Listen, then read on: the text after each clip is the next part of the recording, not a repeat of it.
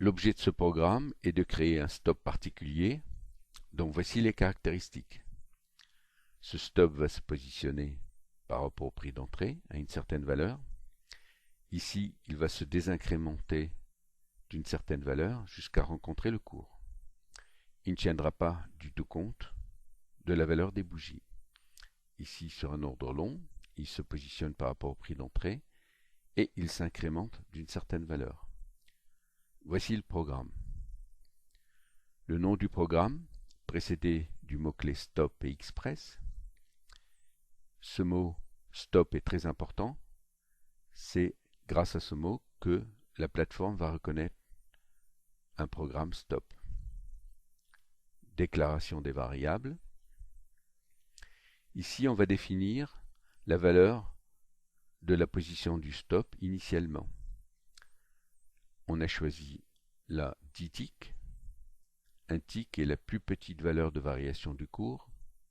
On voit que DAX et EuroFX n'ont pas la même valeur. Market Position nous dit notre position sur le marché. Lorsqu'on n'est pas sur le marché, elle vaut 0. Lorsqu'on est sur le marché et qu'on est long, elle vaut 1. Et lorsqu'on est sur le marché et que l'on est short, elle vaut moins 1.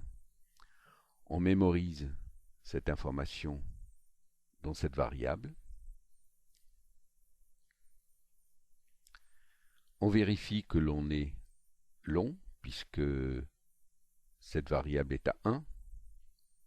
On vérifie ici que l'on est au début de l'ordre, puisque market position moins 1 est différent de market position actuel.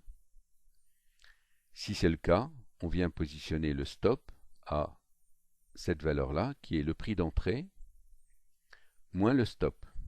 Prix d'entrée moins le stop. On mémorise cette valeur. Au cours de l'exécution de l'ordre, on vient incrémenter cette valeur mémorisée de plus 0,5 ticks. Donc, au cours de l'évolution, on incrémente le stop de 0,5 ticks. 0,5 ticks est une valeur arbitraire. On peut mettre 1, 2, ce que l'on veut. Et donc, le stop s'arrêtera lorsque il rencontrera le cours. On va programmer un stop lorsque l'ordre est short. Voici le programme. On vérifie que l'ordre est short avec moins 1. On vérifie qu'on est au début de l'ordre, puisqu'ici market position est différent de moins 1. Si ces deux conditions sont remplies, on vient positionner le stop à cette valeur. Prix d'entrée plus le stop. Prix d'entrée plus le stop. Le stop vaut ici, comme on l'a vu précédemment, 10 ticks. On mémorise la valeur. Au cours de l'évolution de l'ordre, on déplace le stop de 0,5 ticks. Comme on le voit ici, il est à chaque fois désincrémenté de 0,5 ticks. Et lorsque le stop rencontre le cours, on sort du marché.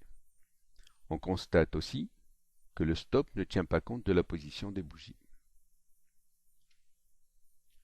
L'objet de ce programme est de construire un deuxième stop, plus classique cette fois. Voici ses caractéristiques. À l'apparition d'un ordre short, le stop est placé à une certaine distance et il va suivre la valeur high de la bougie. Si celle-ci est plus haute que la précédente, le stop garde sa valeur. Si elle est plus basse, il va suivre cette valeur en respectant toujours la distance initiale que l'on avait vue ici. Concernant un ordre long, le stop va se positionner toujours à cette distance-là et il va suivre cette fois-ci le low de la bougie. Si cette valeur low est plus haute que la précédente, le stop va suivre cette valeur. Et si cette valeur est égale ou inférieure, il conserve la même valeur. nous allons voir le programme. Le nom du programme, le mot-clé stop qui est très important, c'est ce qui permet à la plateforme de reconnaître que c'est un programme stop, le mot-clé express, déclaration des variables. Nous allons définir ici la valeur où le stop va se situer par rapport à la valeur d'entrée. Nous avons choisi ici 10 ticks. Le tick, c'est la valeur de variation la plus petite du cours. Il faut savoir que cette valeur est différente d'un produit à l'autre. Donc, cette distance ici est de 10 ticks. Marquet de position nous donne la situation sur le marché. Si nous sommes en dehors du marché, cette valeur est égale à 0. Si on est sur le marché avec un ordre long, cette valeur vaut 1. Si l'on est sur le marché avec un ordre short, cette valeur vaut moins 1. Nous allons mettre cette information dans la variable pause. Nous allons maintenant travailler sur ce stop-là. Nous vérifions qu'il y a un ordre long, puisque là c'est égal à 1. On vérifie aussi que c'est le début de l'ordre, puisque précédemment marquet de position avait une valeur différente de 1. Si c'est le cas, on vient positionner le stop à cette valeur, c'est-à-dire le prix d'entrée moins le stop, le prix d'entrée moins le stop qui vaut 10 ticks.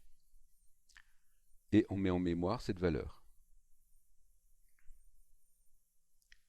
Ensuite, une fois que l'on a passé cette première étape, au cours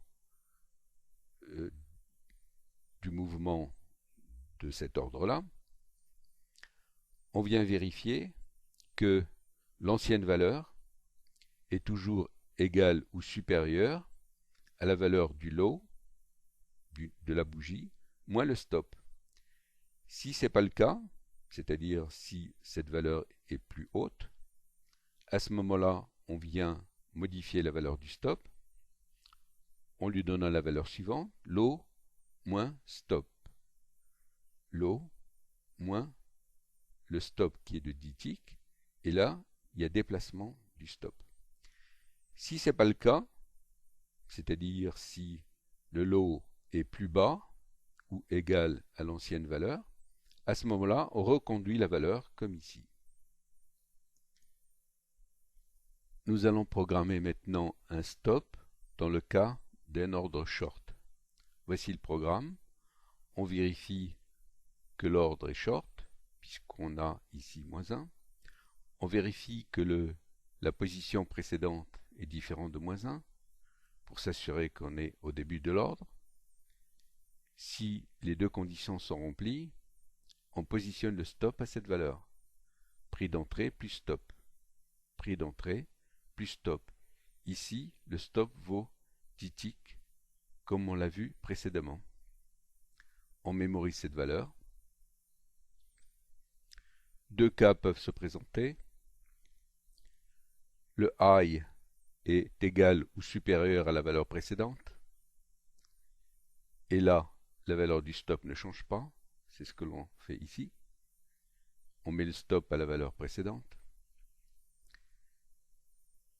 Si le high est plus bas que la valeur précédente, à ce moment-là, on met le stop à high plus stop.